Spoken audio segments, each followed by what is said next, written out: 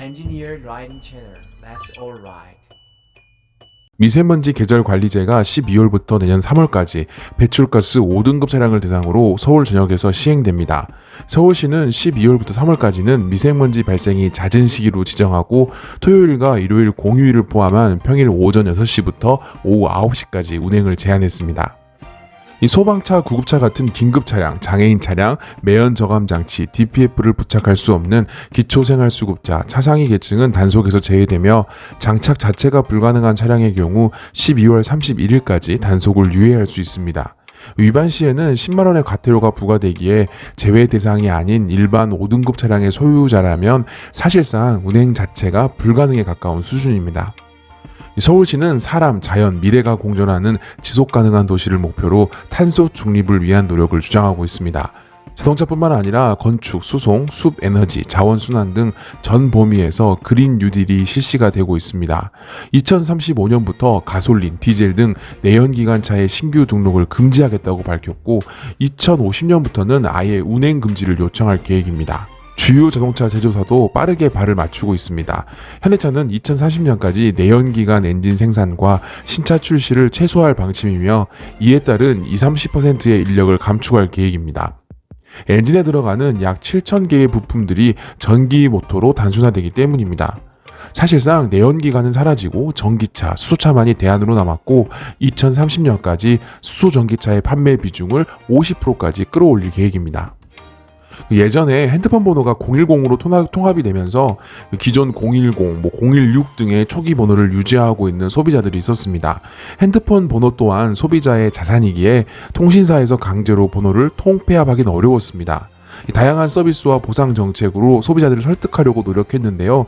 이러한 보상 정책이 5등급 차량에게도 적용될 수 있을까요? 이 5등급 차량에 대한 보상은 꽤 비관적입니다. 통신사와는 다르게 5등급 디젤 차량은 매연을 내뿜는 유해 요소이고 매년 부과되는 자동차 관련 세금과 과태료, 취등록세 등 제재를 가할 수 있는 요소가 너무 많기에 무작정 버티는 것은 오히려 독이 될 수 있습니다. 자신의 재산으로 구입한 차량이 매연으로 비난받는 것도 억울한데 과태료까지 물리게 되니 소유자 입장에서는 기가 찰 노릇입니다. 2019년까지 등록된 디젤 차량은 총 995만 대입니다. 5등급 차량은 약 250만 대로 추산이 되고 있습니다.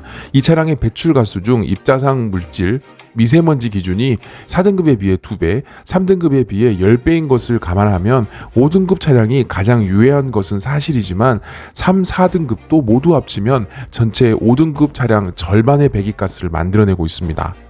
이 4등급 차량은 06년도에서 08년도에 생산된 차량분으로 그 숫자가 많지는 않지만 DPF가 없어서 입자상 물질이 3등급보다 5배가 더 많기에 4등급은 3등급에 가깝다기보다는 한시적으로 허용 가능한 5등급이라고 보는 게 더 맞을 수도 있습니다.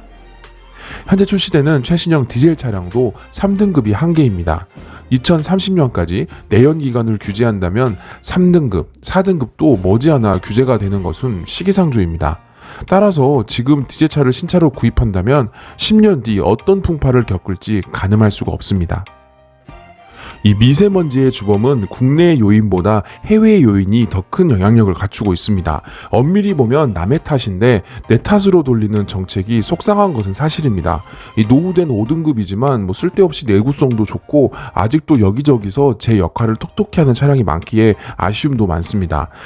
한때 국가 보조금으로 LPG 엔진으로 전환 사업이 진행됐지만 이 내구성 문제로 더 이상 작업이 어렵기에 정부 지자체에서 지원하는 조기 폐차를 통해 최대한 보상금을 지원받는 것이 더 유리할 수 있습니다.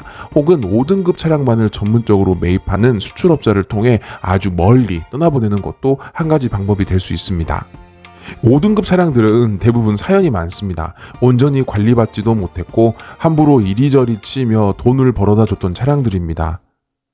좋지 못한 기름을 주어도 묵묵하게 제 역할을 했던 5등급 자동차, 막상 이제와 떠나보내려고 하니까 애써 미안한 마음을 담아 실컷 정책 탓이나 해봅니다. 자동차에 대한 인문학적, 공학적 상식, 그리고 신차 리뷰도 온라이드가 여러분들과 함께 하겠습니다. 오늘은 다소 무거운 주제로 말씀을 나눴습니다. 지금도 열심히 팔리고 있는 디젤 차량들, 2030년을 기점으로 정부가 내연기관의 규제를 강화하게 되면서 디젤차가 가장 먼저 그 주목 대상이 될 것이 뻔한데, 지금 신차로 디젤차를 뽑는 것이 다소 모험적일 수도 있다는 생각이 들었습니다. 여러분의 생각은 어떠신가요? 영상이 유익했다면 구독과 좋아요 부탁드립니다.